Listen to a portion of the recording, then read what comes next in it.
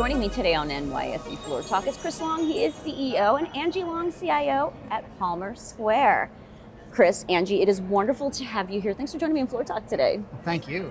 So you just rang the opening bell to celebrate your recent listing on the New York Stock Exchange. What was it like to be on that podium ringing the bell?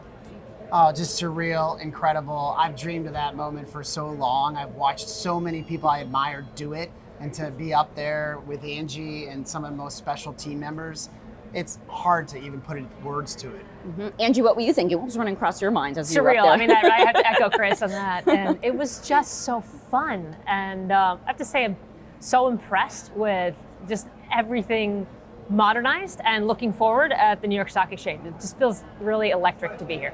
Well, it's great to have you both here. So now, Chris, let's talk about Palmer Square. Give me a little bit of background about the company and how it fits into your firm's broader platform.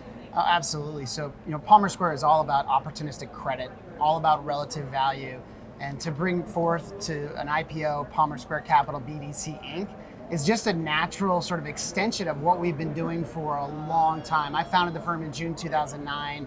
We started the opportunistic credit strategy in May 2012. So here we are in February 2024, and to be now with a listed product under PSBD, pretty special. Mm-hmm. Now, with your offering in January, serving as the BDC space first in over 2 years, tell me, why do you and the Palmer Square team believe now is the right time to go public?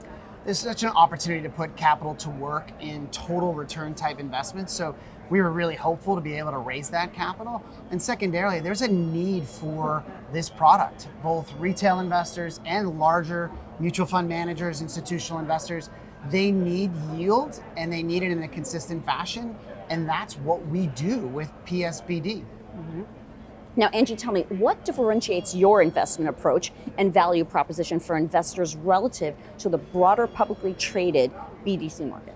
Yeah, great question. As Chris mentioned, this was our ability to bring Palmer Square's opportunistic credit investing to the BDC public markets. And that is the biggest differentiator. So in many of the existing BDCs, they're predominantly direct lending only focus. For us, we participate both in the large section of the private credit market and the public credit market. So that's another level of opportunistic investing that we are able to have as we go back and forth between those two markets. And we believe we can generate a significant amount more total return by trafficking in some of these more liquid markets than the existing BDCs.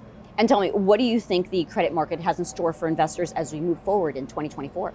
I think it may be an interesting year. I mean, we have been very focused on individual credit selection and very strong management teams. Let's say the sailing is not smooth, right? It's this interest rate environment is difficult for companies. The growth side of companies can come and go in a market like this, but strong management teams will prevail, and strong credit profile companies, which is what is a big focus for us, will do well. So we like a differentiated market because we tend to outperform.